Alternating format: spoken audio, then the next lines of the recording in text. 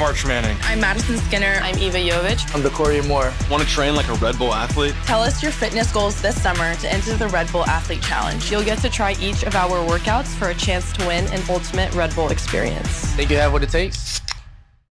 So good, so good, so good. New summer arrivals are at Nordstrom Rack stores now. Get ready to save big with up to 60% off brands like Rag & Bone, Levi's, Adidas, and Free People. Join the Nordy Club to unlock exclusive discounts, shop new arrivals first, and more. Plus, buy online and pick up at your favorite Rack store for free. Great brands, great prices. That's why you rack. Welcome to Holocron History, Star Wars Canon versus Legend. Join us as we take a deep dive into the lore of the Star Wars universe. Hello, and welcome to the Holocron Histories podcast, where we talk about Star Wars canon versus legends. I'm one of your hosts, Austin, also known as Teacup. And I'm your other host, Brandon, or also known as Ben of Temeria. Yeah, I just expected you to say I'm Brandon or Teacup, and that is not your name.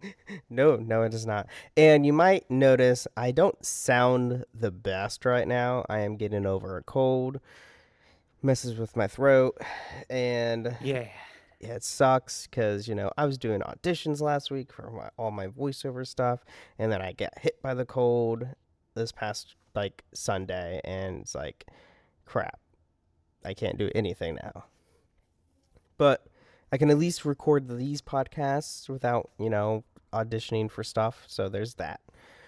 But we are back with bringing in some stuff from similar stuff from last week. Last week we talked about the Mortis gods. This week we're talking about two things. One in the first half of the episode, the other being the second half, that are directly connected to the Mortis gods. So, first off, we are going to talk about the Loth-wolves. If you like a good boy, these are good boys in Star Wars, for sure. They're fantastic. So, Loth-wolves were sentient canine predators native to the planet of Lothal. Loth-wolves had a special connection to the Force and Lothal, where they acted as the guardians of the light side on the world. By the time of the Imperial era, Loth-wolves were widely believed to be extinct. Yet in 1 BBY, members of the Spectres rebel cell encountered Loth-wolves while undertaking an undercover mission on the planet for the Rebel Alliance. Which, obviously, the Spectres being the team that we follow with Ezra, Sabine, Hera, Kanan, and all of them. Yeah, this is my beef with Star Wars Galaxy of Heroes, is that the Spectres, which is their actual team code, are coded as the Phoenix tag in the game. Phoenix Squad is a squadron within the Rebel Alliance that reaches far beyond the... Just them. Right. Yeah. Rogue Squadron. Yeah. Is way far beyond than just Luke and Wedge. And the Phoenix Squad is the same. And so it bothers me because they should be Spectres, because the 5 of them, Kanan, Hera, Chopper, Zeb, Sabine, the 6 of them, Zeb, yep. and did I say Ezra? Ezra, Sabine, Hera, Kanan, Zeb, and Chopper.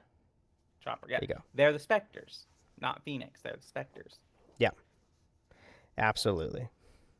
So, a little bit about their biology and appearance. So, Loth-wolves were a canine species native to the planet Lothal, which I went over. They came into a variety of colors, including white, black, and silver. Loth-wolves were sentient and were also capable of speaking Galactic Basic Standard, although they did not speak often. So just think of a giant wolf, essentially they're probably the size of dire wolves if you're thinking normal fantasy setting. They talk to you. They can talk. They're talking dire wolves. They were strongly connected to the Force of Lothal, making them capable of remarkable feats, including hyperspace tunneling and crossing through the world between worlds. Loth-wolves were large creatures, taller than a human. One individual, Doom, was abnormally large, even by the standard of Loth-wolves. Yeah, these wolves are amazing. I love these. I love wolves in general. I'm a really big dog person myself, and when I saw that, oh hey, here's Star Wars, but Star Wars versions of dire wolves, and they can talk, and they're connected to the Force, so they can do magic stuff. Yeah, it's Right. great.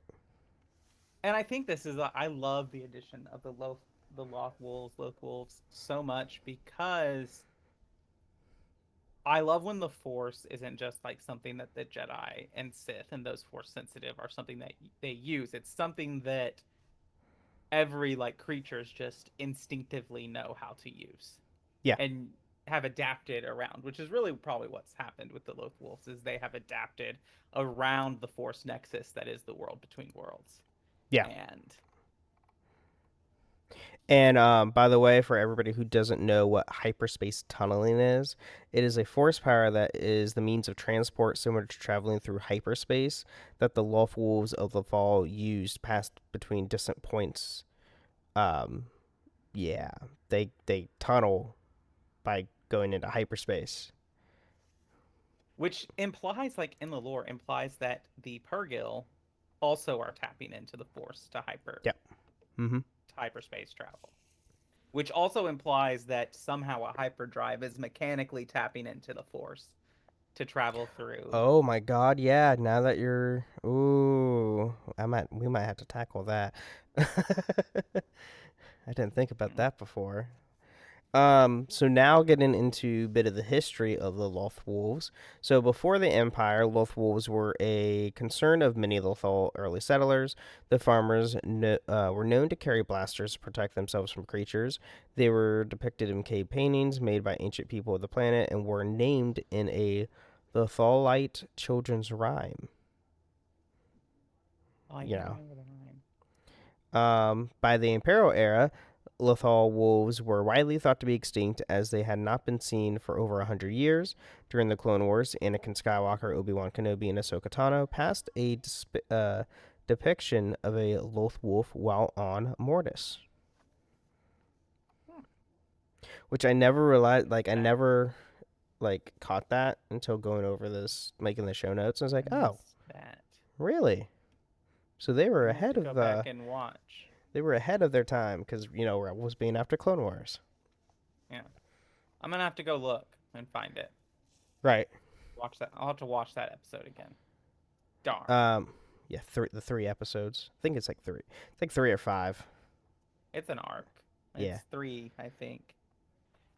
And then moving on to the reign of the Empire. So by 1 BBY, Ezra Bridger encountered one of the scouting mission on the fields of Lothal, making a special connection to the Force.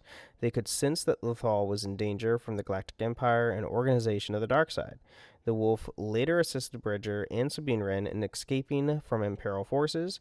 It put Wren to sleep merely by saying the word and vanished when the other specters were near Hmm. because magic and the Force. Now, what would be really cool is to see Loth-wolves in season 2 of Ahsoka. That would be really cool. That would be amazing if we could get that. So later, the White Wolf, and no, this is not Geralt of Rivia, along with 2 other wolves, transported Bridger, Wren, Zeb, Kanan, and Ryder from a wolf den in the northern hemisphere and a cliff dwelling in the southern hemisphere, using a means of resentment of hyperspace travel that were able to enter the world between worlds, as indicated by the ability to walk through space. Yeah. Hmm. And then the wolf took a strong interest in Kanan, whom he referred to as by his birth name, Doom. The white wolf, along with the 2 black wolves, stopped Jarrus from returning to the Lothal city to rescue Hera Syndulla and gave him a message. While Kanan meditated before going on his fateful mission to rescue her, it silently watched him through the grass. And if nobody knows the mission, spoiler alert for everybody now know, before I say anything about Rebels, this is the mission where Kanan saves Ezra and Hera, but ultimately dies. He sacrifices himself to save them. I think the episode is titled Jedi Knight. Oh, okay.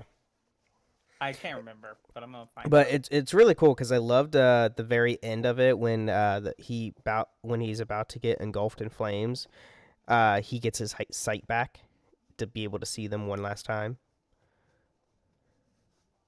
That I really like that. Anyway, after Kanan's death at the hands of Governor Price, Ezra, while mourning, was ambushed by a white wolf and the two others, who pursued him until nightfall. Ezra, now lost, sat by a large mound and fell asleep. He then woke up to find 3 wolves staring at him, and behind him an even larger wolf named Doom.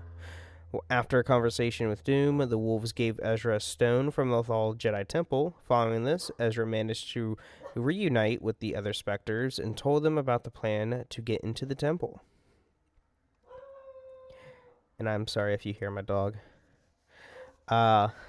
The Loth-wolves appeared out of the grass, and the crew rode them to the temple as the wolves once again used the hyperspace travel-like means to reach it. Afterwards, Ezra used the stone given to him by this key to unlock the mural of the Mortis gods on the temple's wall. Once he did so, painted Loth-wolves flickering the mural suddenly came to life and started howling and walking to the right. The painted wolves then ran across the circle, forming a portal to the world between worlds.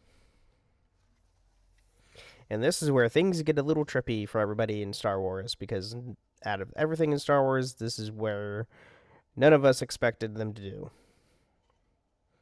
So, inside the world between worlds, Ezra passed by a constellation that, like a depiction of a Loth wolf in the sky. After Ezra returned from the world and closed the temple, the painted wolves stopped forming the portal and ran towards the portrait of the father as the temple collapsed. After the incident, Ezra finally came to terms with Kanan's death. As he did so, he saw the white wolf in the distance, which looked at him and then departed. Yeah. And then several Loth-wolves aided Ezra in capturing Price and luring Rook and several stormtroopers into the cave. The wolves ferociously, easily overpowered the Imperial soldiers. Price was captured by the white Loth-wolf, and who had tossed Rook off the base. The clones, Wolf. So this is the clones, Wolf and Gregor, commenting on how they fought like the boys back in the Clone Wars, referring to the 104th Battalion Wolfpack. And Wolf had commanded, claimed most of the stormtroopers. The Wolves focus on the surviving stormtroopers, who are intimidated and quickly surrendered to the rebels. I love this, by the way, because during this scene, it's, I think Gregor even mentions, too, is like, it's like having your old wolf pack, or like I think Wolf said something about it. It's like having my he's having his boys back, referring to, yeah. It's so sad. It's so freaking sad. But it was such a good scene. The wolf pack used to call themselves Pose Bros. Yeah. Well, who did the wolf pack serve under? Poe, or not Poe, or Plo Koon. Plo Koon. Sorry. Yeah, okay, Plo Koon. That's what I thought. So Rook, who survived the fall, overpowered Wolf, Mart Matin, and Chiakro Zilargo, and prepared to kill them. However, the white Loth-wolf appeared, and Rook barely managed to escape it by boarding a TIE gunfighter. The Loth-wolf growled at Rook, fled the scene, though it stayed to ensure that the 3 rebels safely before leaving. This allowed the 3 rebels to assist Ezra's plan to liberate Lothal by summoning a pod of Purrgil to attack Grand Admiral Theron's blockade above Lothal. Yeah.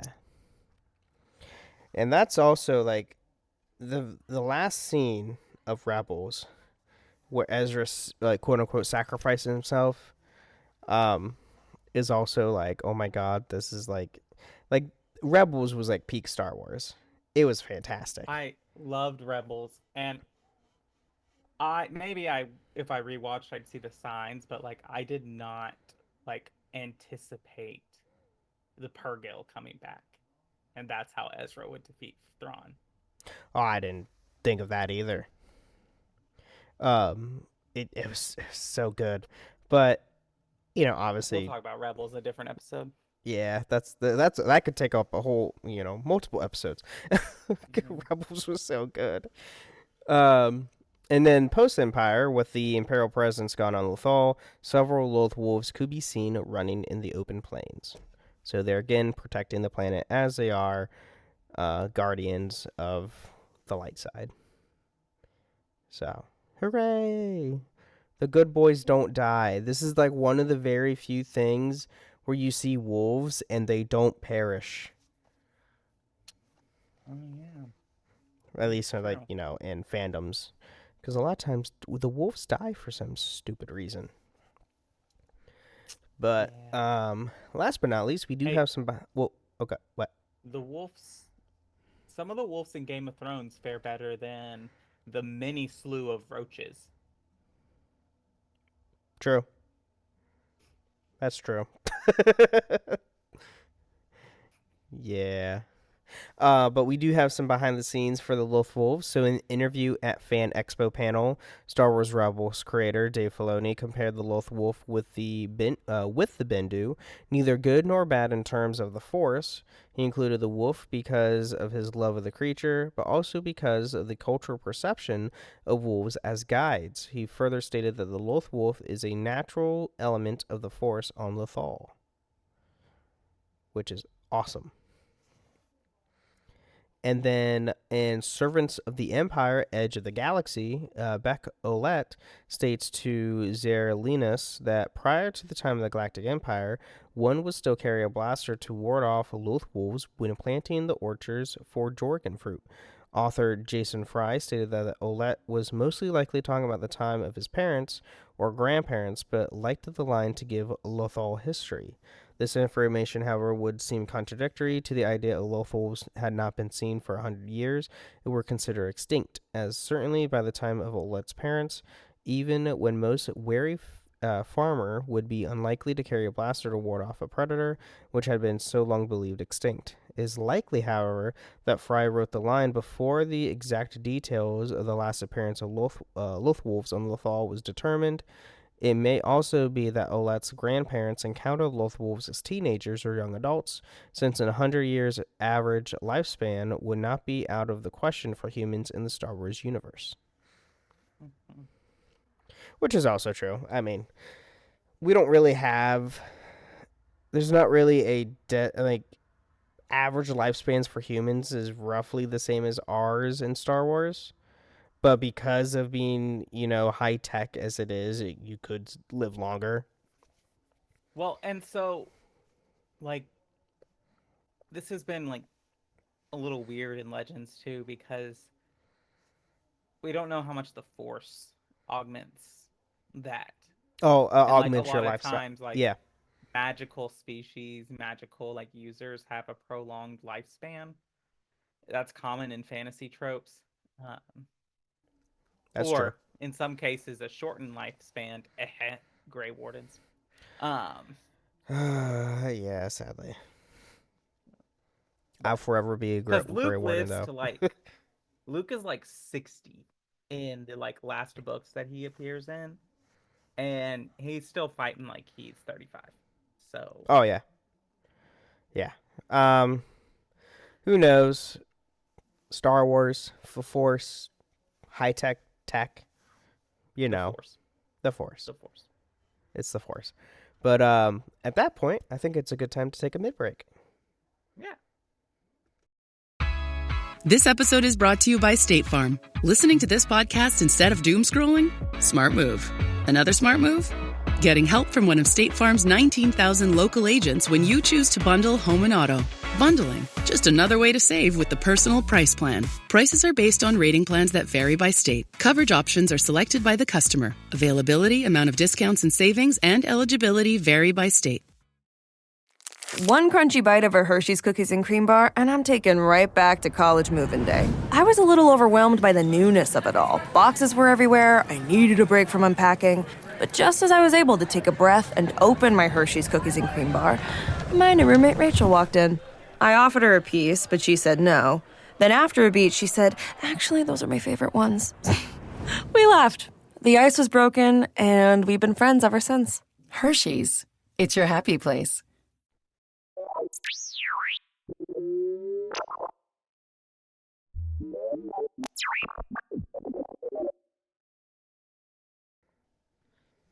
All right, welcome to the middle of the show where we take time to thank our patrons. Thank you so much to our patrons who support the show. We greatly appreciate it. If you'd like to join us, you can do so at patreon.com/holocronhistories. And you can sign up there and come and join us on the show if you sign up at our $20 tier or higher. Also, you can leave us ratings and reviews on Apple or Spotify. If you leave us 5 stars and some kind words, we'll read a review out on the future episode of the show. Ben, do we have a comment? Nope, No, sadly we do not. All right, so we can, if you haven't left us one yet, now's a great time to do that. And then lastly, come hang out with us on Twitch, twitch.tv/Ben of Temeria. You can come hang out with us, watch our shows Tuesdays at 8 p.m. Eastern, 5 p.m. Pacific. And you can come hang out with us on Discord, the Ben and Friends podcasting Discord and the Cups podcasting and more Discord. You can hang out, see us there, talk about Star Wars, talk about any of our slew of other shows. There's like 10 between us. And, you know. It seems like it. I think it's like 6. Well, there's technically 7. No. Yeah. 7. Are you counting Inheritance? No. Like, because I do 5. Wait, no. How many do I do? Yeah, I do 5. Okay, then I do 7, 5, and then you two do. in addition to this one. Yeah. Yeah, 7. Yeah, it's a round number. It's good. It's actually not a round number. It's not a round number. It's a Give it prime another number. like 5 years, there might be 10. Probably not. It is a prime number, prime time. But anyway, you can come talk about all of that on Discord. And that's all I really have for the middle of the show. Not a lot to talk about. Yeah, there's not really a whole lot. Skeleton Crew is out now, so the first 2 episodes I know are available. So go watch Skeleton Crew. That's something we haven't done yet, so let us know how it is in our Discord. If you're watching this live or like watching it on Twitch after like the recorded thing, tomorrow, Wednesday, the 4th is Dragon Age Day, and we're doing a big giveaway. Oh yeah, that's right. Yeah. I forgot about it. You guys are doing a giveaway. Check that out. Yeah. Yeah, go get in that giveaway because Dragon Age is awesome. Yeah. All right, they may or may not ask for Dragon Age stuff for Christmas this year. Mm-hmm. Let's get back to it. Yeah.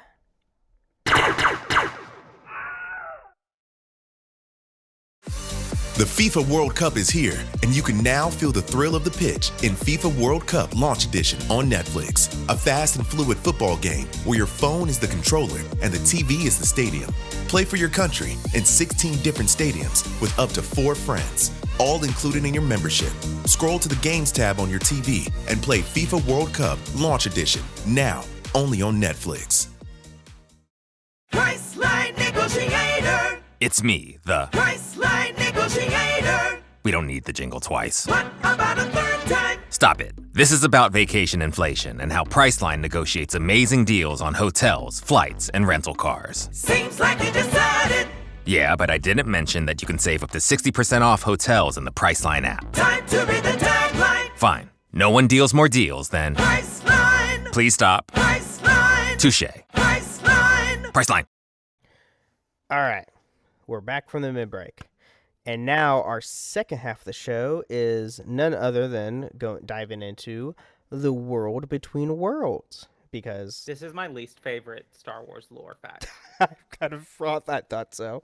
It kind of defeats the it's a whole thing. I detest. There is only one fandom universe in which I do not detest time travel. Back to the Future. No, well, Back to Oh. the Future is fine because it's like the center of the movie. You know, you're going into it. That's true. Dragon Ball is the only universe in which I'm like, okay, time travel is fine, whatever. There are no Okay. rules. Yeah. You have Well, literal orbs that where death doesn't matter. The fabric of time doesn't matter either. right, and with Dragon Ball, you find out later in Super.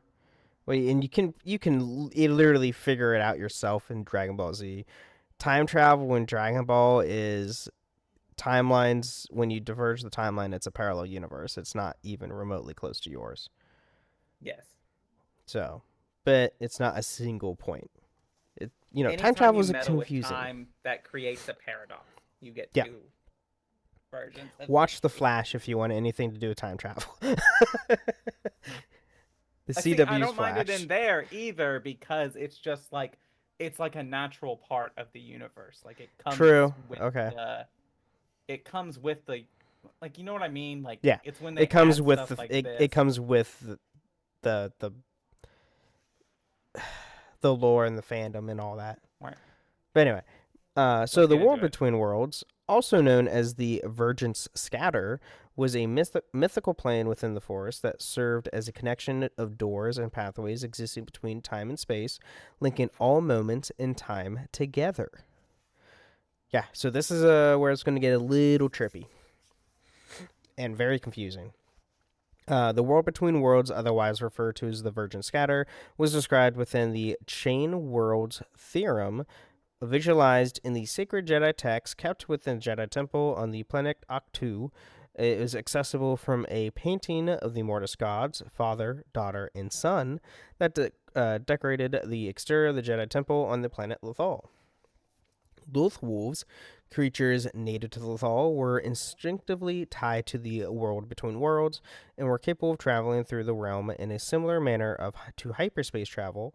The Mortis gods painting served as the key to unveiling the entryway to the realm, though assistance from a keystone from the temple by a force wielder who was in place in their hand on the daughter's encircled hand. As a result, the Loth-wolves within the painting shifted towards the gods and moved in a circle together, which formed a portal to the realm. However, the portal to the world between worlds was closed if a force wielder placed their hand on the son's encircled fist, which prompted the painting of the father to conceal the entryway in the temple itself.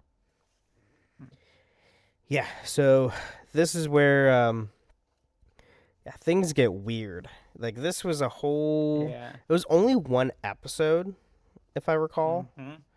I think titled "World Between Worlds," if I'm not mistaken. Yeah, it was an interesting episode, and we do see it again later, which we'll dive into. So there's only really 2 points of history where we see the world between worlds.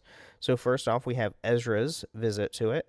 So after discovering the Jedi Temple on Lothal, the power-hungry Sith Lord Darth Sidious, ruler of the Galactic Empire, deployed Minister Varys Hayden from the Imperial military to the site in search of the entryway to the world between worlds in his lust for power. My thing is, how did he find out about it? That's what I want to know. Probably like it's probably mentioned in some like weird references. So in Legends, Obi-Wan makes an official report of their encounter with the Mortis gods that is kept in the Jedi archive. Okay. Well, I mean, that would have been canon too, because Clone Wars is Legends and canon. Right. We don't get mention of the report except for in a Legends book. Oh, gotcha. And so it's possible Palpatine found out about this and just started researching anymore because we don't have anyone other than Ahsoka Tano and Ezra Bridger and Palpatine to a lesser extent, like who have gone to the world between worlds. Right. And so I think it just is a point. He must have discovered mention of a place of power in the Lothal Temple. No, that's fair. But So I mean, this, there's a lot of secrets. Like Palpatine didn't. We could assume that Palpatine doesn't know about the um the Zepho. oh, that's true. That's a very good point. Probably not, because you don't really in the at least in the first two games of Jedi Fallen Order and Jedi Survivor, the Empire don't really care about this FO. No. Um, But moving on, the Sith designs were thwarted when the Jedi Padawan Ezra Bridger discovered the world's key and was able to unlock and enter the world between worlds first. After saving Ahsoka Tano from the past by pulling her into the realm, Bridger became adamant in changing the fate of his master, Kanan Jarrus. However, Tano reasoned with the Padawan that they all would be dead without Jarrus' selfless sacrifice, telling Bridger that she understood the pain of being unable to save one's master, citing her own experiences, and taught Ezra Bridger to let go. Okay, so I do want to talk about this plot point. Okay, I kind of figured. I thought you would. Because at one point I do understand, and like if this hadn't happened, we wouldn't have gotten the Ahsoka show and all Right. of the stuff that followed that. But I'm also at the point of like, does this undermine the perfect and tragic ending that was Twilight of the Apprentice? Oh, you're talking about like the Anakin and Ahsoka fight at the very end.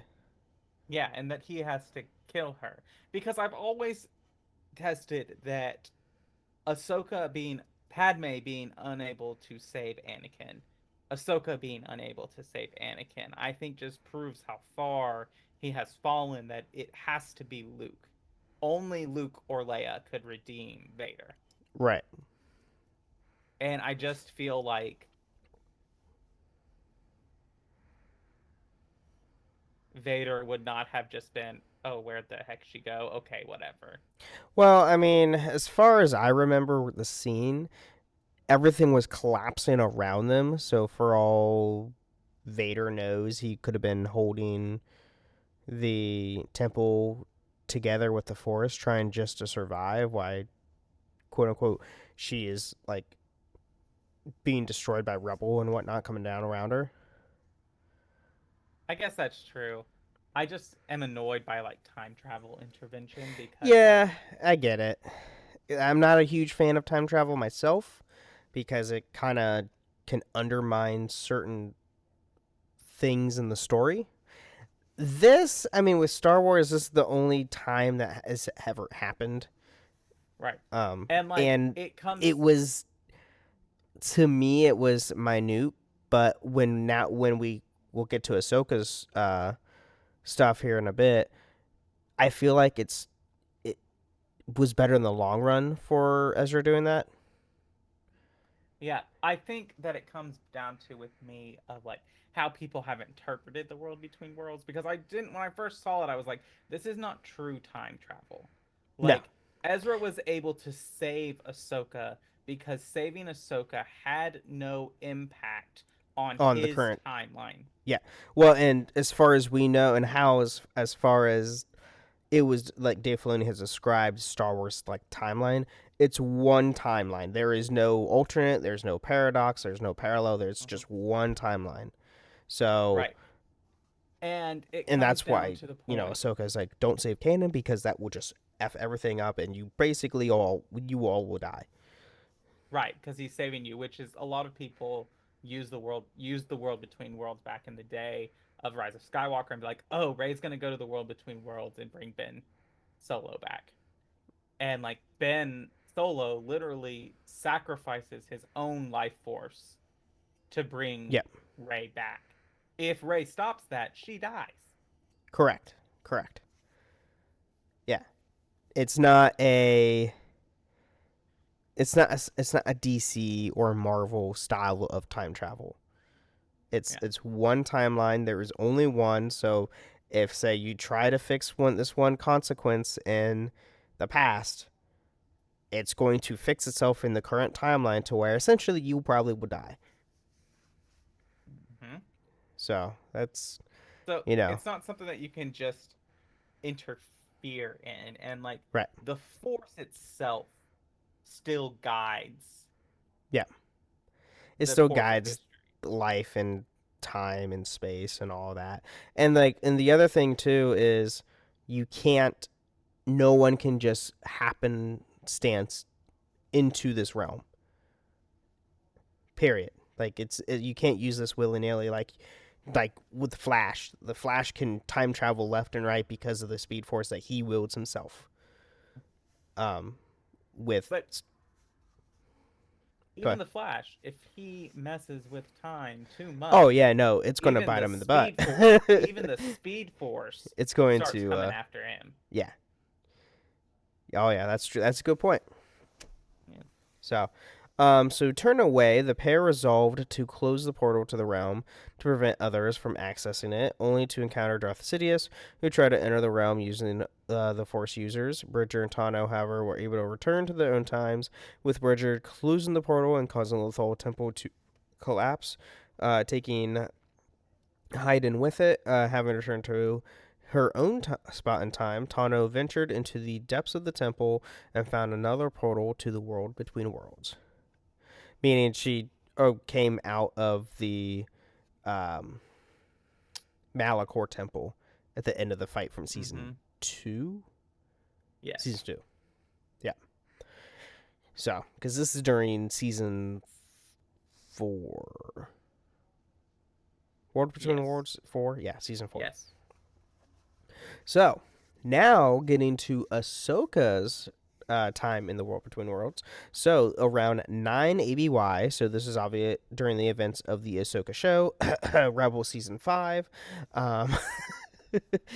Tano once again found herself in the World Between Worlds following her duel with the fallen Jedi Baylan Skoll on the planet of Cetos.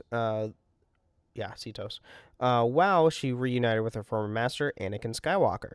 She remarked on how he looked unchanged, to the point which he responded that she looked old and challenged her to a lightsaber duel as a part of a lesson to her without fighting, to stay alive and facing her inner demons and guilt. And this is the other thing. Anakin specifically brought her in the World Between Worlds and saved her because, aka, he's the chosen one. He can do whatever he wants in the Force. But it is also important. As long as the Force allows him to. Yoda and Obi-Wan, on his redemption, teach Anakin how to manifest himself. Yeah. In the Force. Like, that's how he appears as a Force ghost. Like, Anakin has the power to influence the Force in ways that normal people can't. AKA Yoda calling down lightning to burn a tree. Yeah. Can't do. The sacred text. Right. Read them, have you? Page turners, they were not. I love that. It's like, yeah, these books sucked.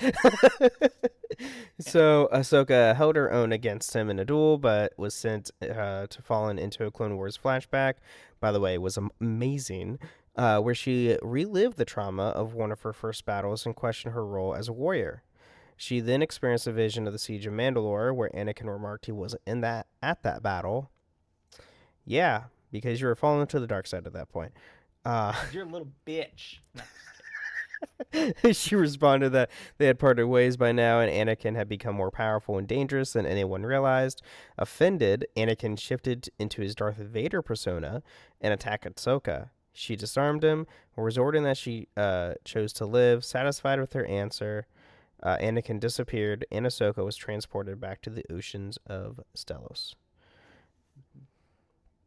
Or Celos. Cetos. But yeah, like, Anakin can do whatever he wants. And I love how during this episode you see the switch between Anakin to Vader. I love that so God, this episode was so good. It was so good. And I did like it in this iteration more than I did in Rebels, because it reminded me a lot of the Animus of, like, you are you are just viewing history. You're not really interacting with it or changing it. Right. Yeah. So, and yeah, I really liked what they did with it in this time around, and I just loved seeing, live action Clone Wars stuff. That was awesome. Seeing Hayden Christensen in the Clone Wars armor from Anakin from the Clone Wars was amazing. I agree. It was great. And then we do have some behind the scenes for this part. So the World Between Worlds was created by Star Wars Rebels television series. It was identified in the season 4 episode A World Between Worlds. Rebels showrunner Dave Filoni had discussed the nature of the Force with Star Wars creator George Lucas before developing the World Between Worlds, alongside with Henry Gilroy.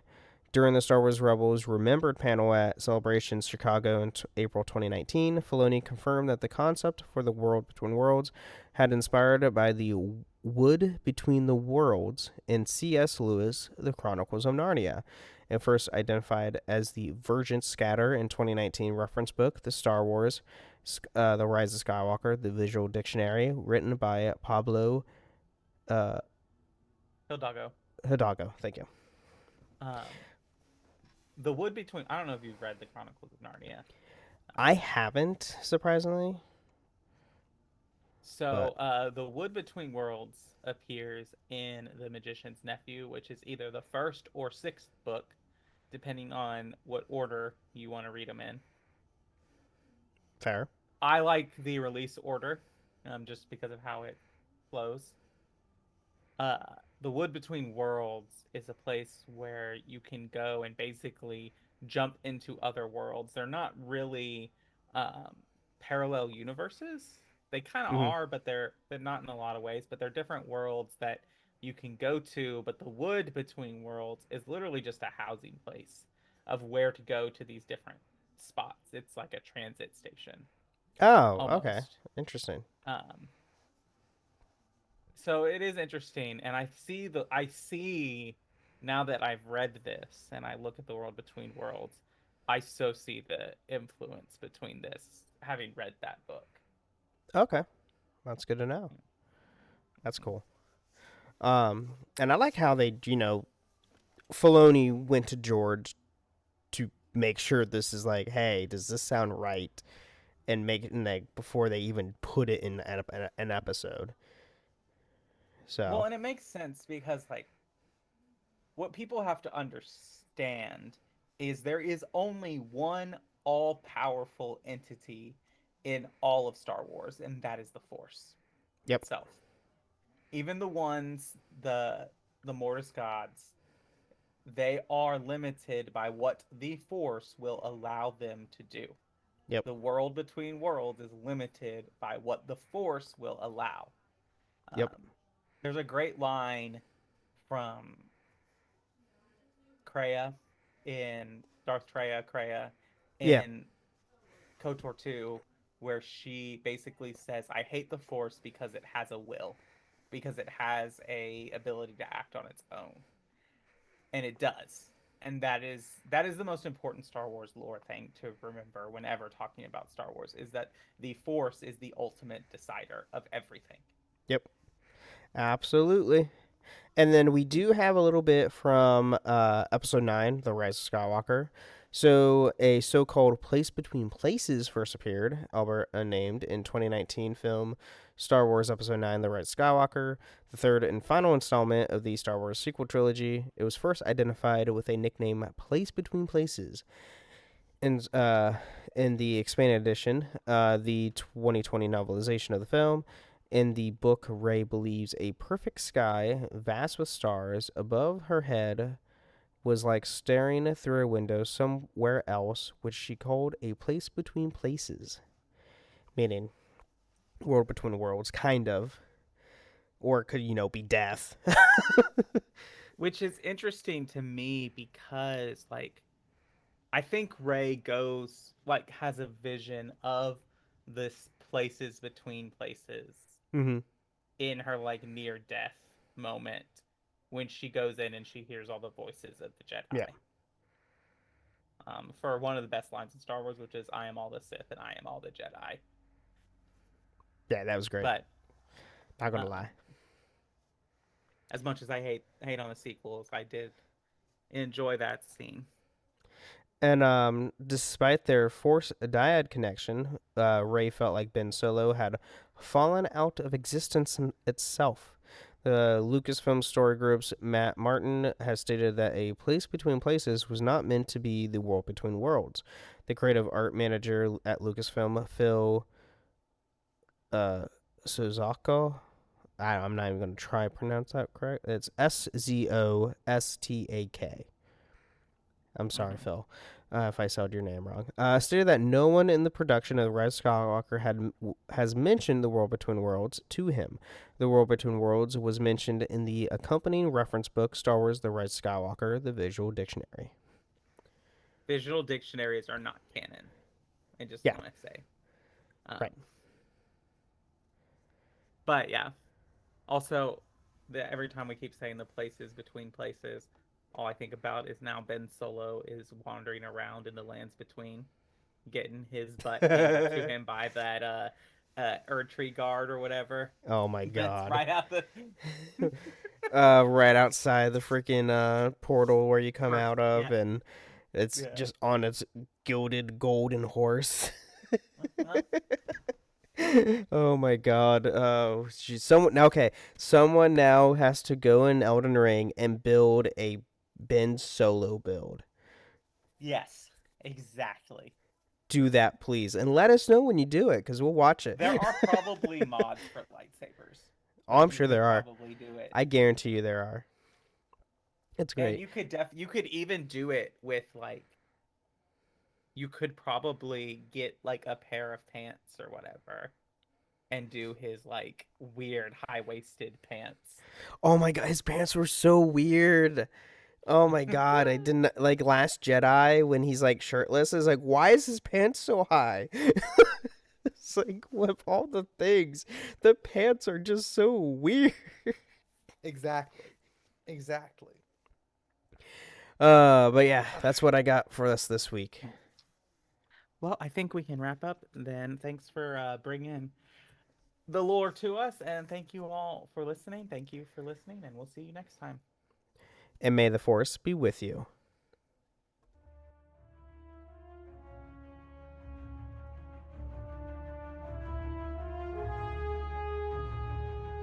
Thank you for listening to Holocron Histories, Star Wars Canon vs. Legends. You can find us on the Robots Radio Discord at robotsradio.net, the Ben and Friends Podcasting Discord, and even at the Cups Podcast and More Discord. You can find us on Twitter at SWHoloHistories, and even email us at holocronhistories@gmail.com.